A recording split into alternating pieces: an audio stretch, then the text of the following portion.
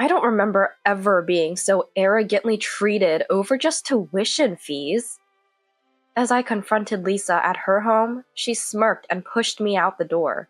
Her face was the nastiest I'd ever seen. Michael, standing behind her, also wore a sleazy grin. Even if it's just tuition, $60,000 is a lot of money.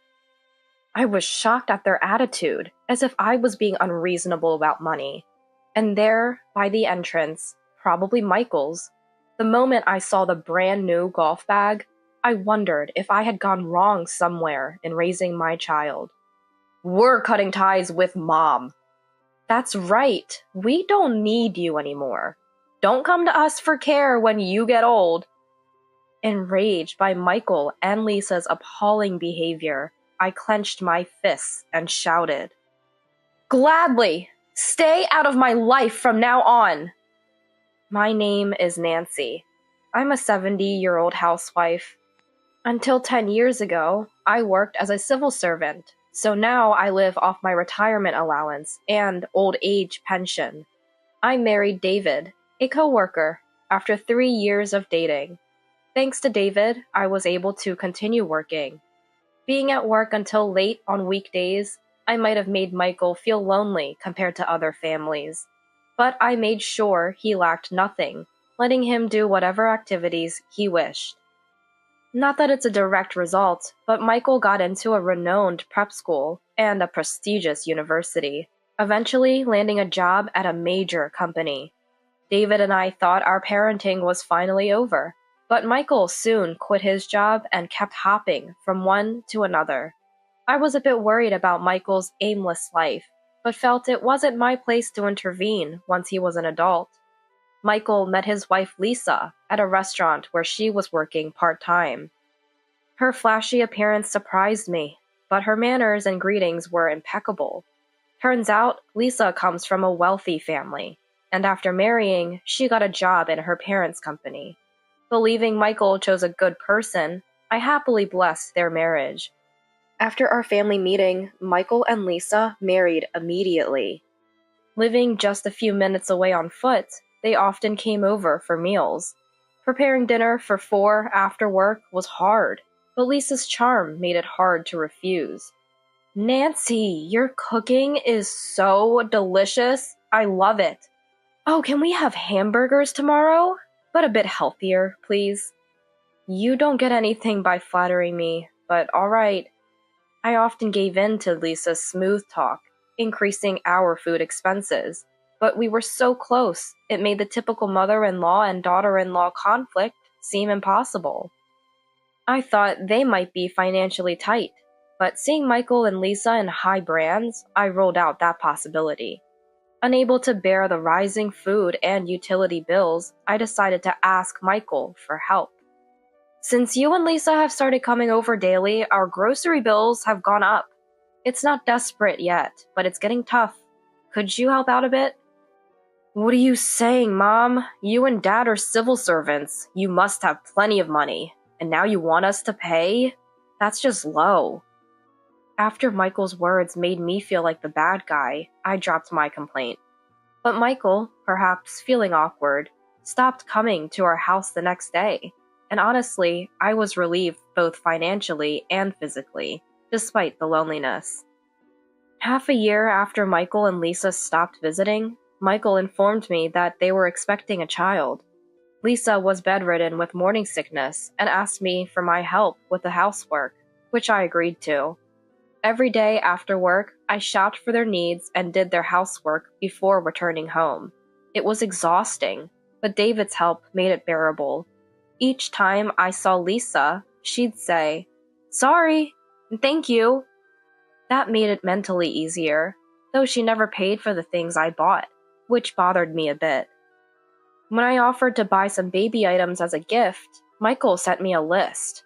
All were expensive, and when I asked if just one item would suffice, he insisted on everything.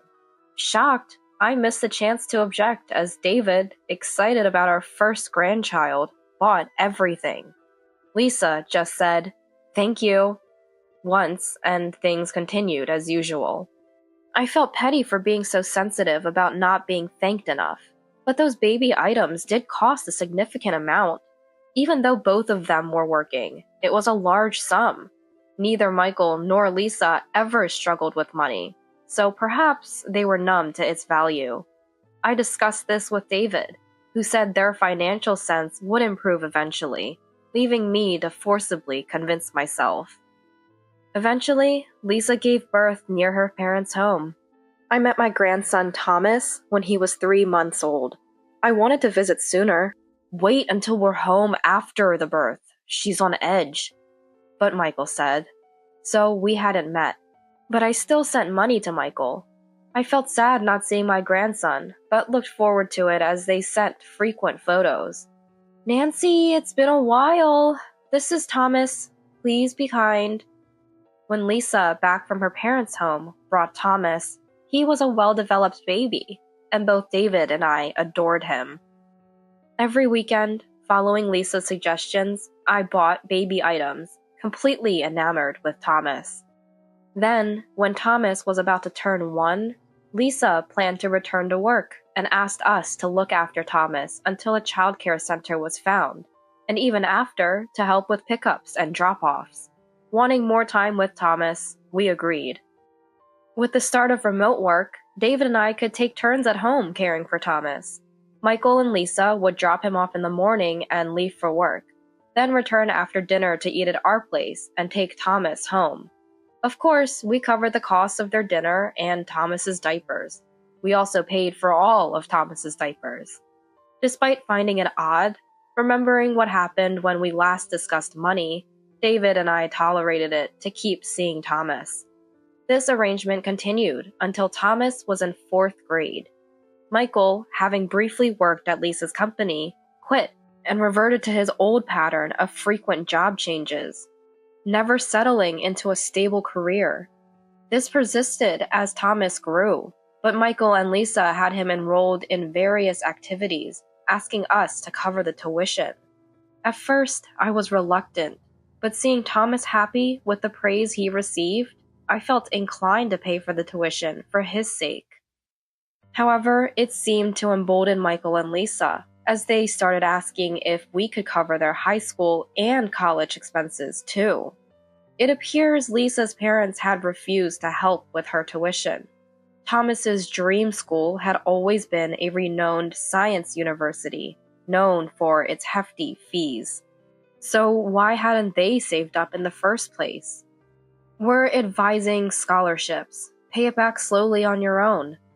But instead of understanding, they countered, "Do you intend to watch Thomas struggle with debt?" And so I found myself unjustly blamed.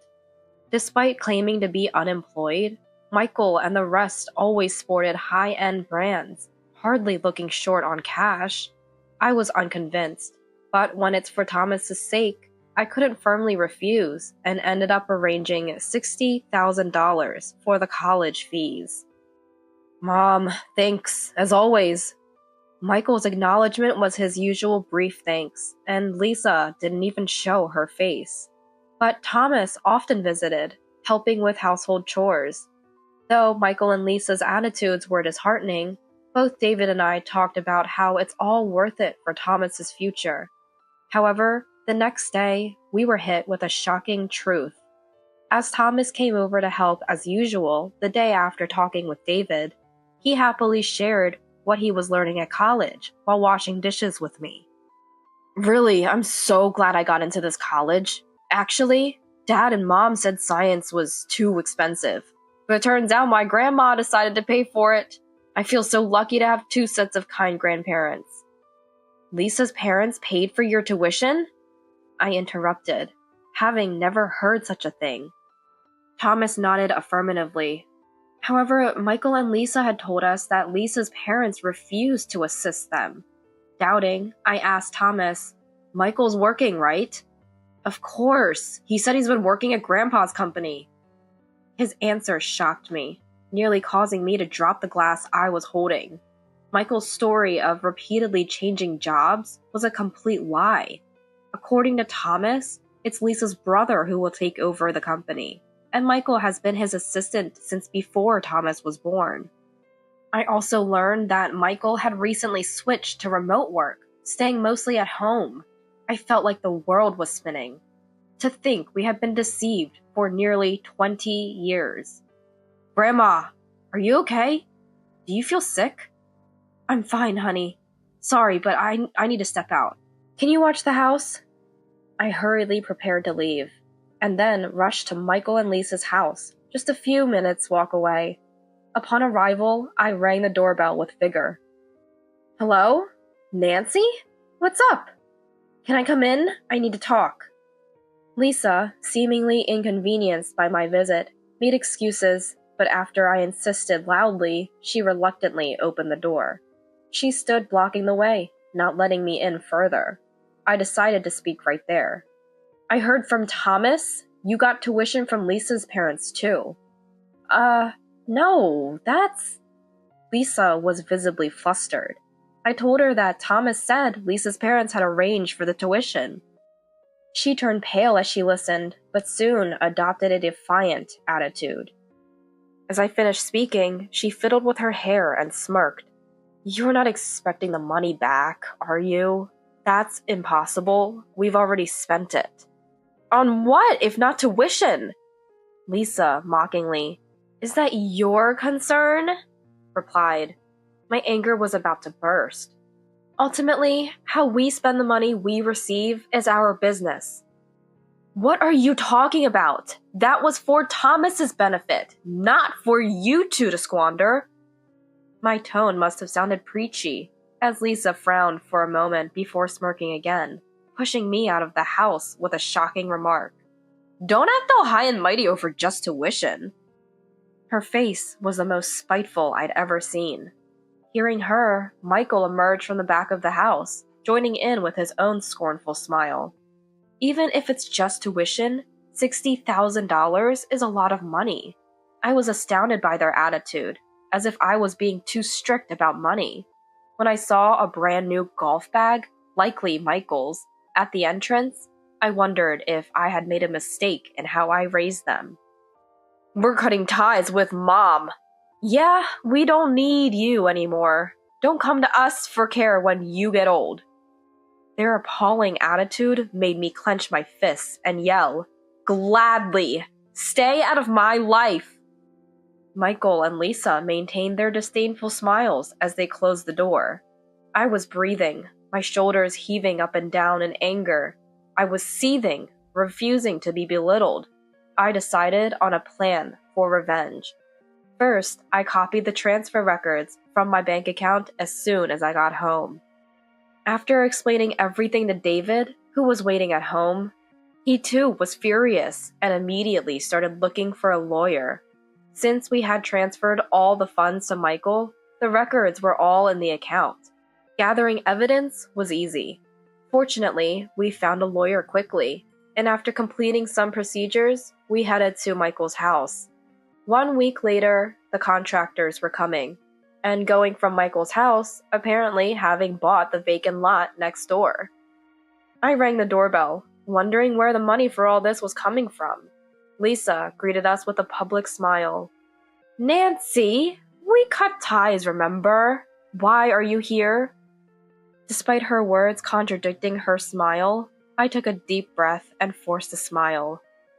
I didn't want to see your face, but we thought we'd formalize the disownment with a lawyer. Lisa, seeing the lawyer, quietly invited us in. Michael and Thomas were in the living room, but Lisa told Thomas to leave. Once everyone was seated, I began. So, we've decided to sever ties with Michael and Lisa. That means you'll have to sign a disinheritance agreement. Huh? What do you mean? Why do we have to give up the inheritance just because we're cutting ties? Michael was visibly annoyed, not understanding. I sighed. He must have been smart, but instead of knowledge, he may have lost all common sense. I had no choice. I explained in detail. If we're no longer family, there's no reason for you to inherit anything from us.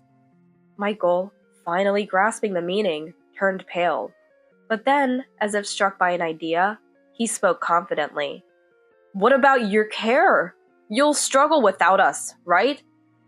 David and I were civil servants, so we have an old age pension, retirement allowance, and savings. Plus, our mortgage is paid off. We're fine without you. Despite his protests of abandoning our son, David and I were unfazed. Michael eventually signed the papers the lawyer handed him. "All right, Thomas, come in." As I called towards the door, Thomas entered the room. While Michael and Lisa frantically tried to get him out, Thomas sat beside me. That was the cue for the lawyer to present another document to Michael and Lisa. "This document is for the adoption process. Please read it carefully and sign," the lawyer said. "Adoption? Between whom?"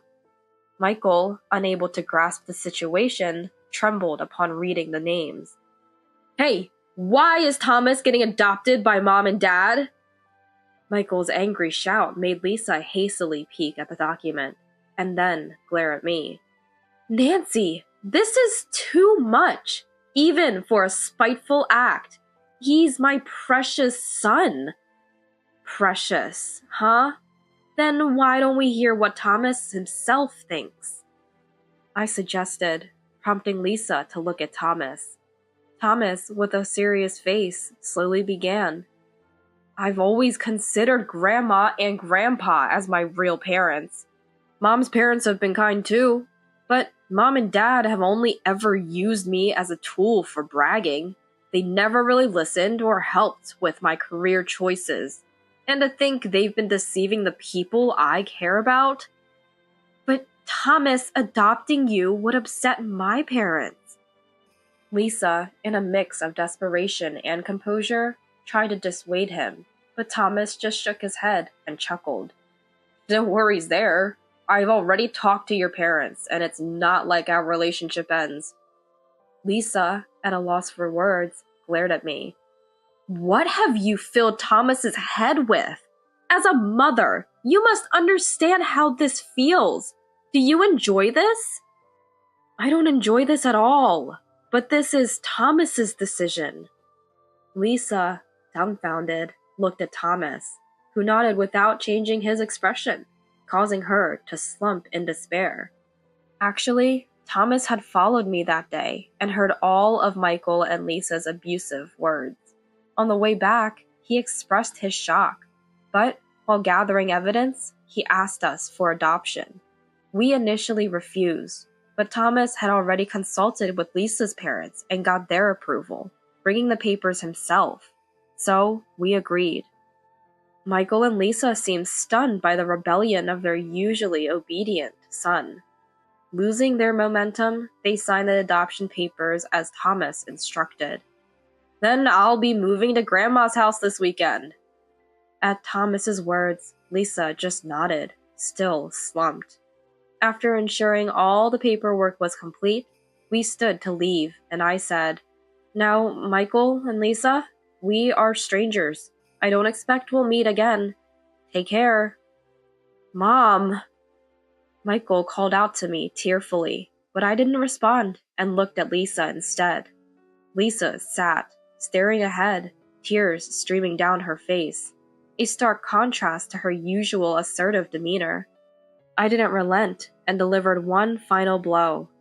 "By the way, Lisa's parents are aware of this situation. They said they'll come to talk to you later." Lisa looked at me, trembling. Lisa's face turned pale and then flushed as she finally spoke. "Why did you tell them? I'm sorry. Really sorry. I've apologized. Isn't that enough? Tell them it's resolved, please." Apparently, desperate to keep her parents from knowing, Lisa was in a panic. I was dismayed by her lack of remorse. She should have realized the possibility of disownment when Thomas mentioned adoption, but she hadn't. "I have no interest in your apology. Please discuss it with your parents." My dismissive words left Lisa crestfallen. David, Thomas, and I left Michael's house. Later, we heard that Michael and Lisa were disowned by Lisa's parents, too. It seems they were under the impression we were struggling financially and couldn't expect any support, rather needing to provide for us, based on what Lisa had told them. They decided to help, but became suspicious upon seeing the high-end brands. After learning the truth, Lisa's parents demanded the return of their financial support. Michael avoided being fired, but had to repay Lisa's parents with his salary, while Lisa worked to cover their living expenses. The house they lived in, owned by Lisa's parents, was taken back, forcing them into a small, old apartment. Thomas told us, laughing, that they once asked him for help, but he firmly refused and blocked their number. As for us, life has been lively with Thomas joining me and David. His friends come over on weekends, and Thomas even started a business in college. While we don't understand much about computers, listening to Thomas talk about it brings us joy. Thomas plans to stay with us even after graduating. To ensure we're healthy for Thomas, David and I started dieting. We plan to enjoy a peaceful retirement, perhaps with some travel.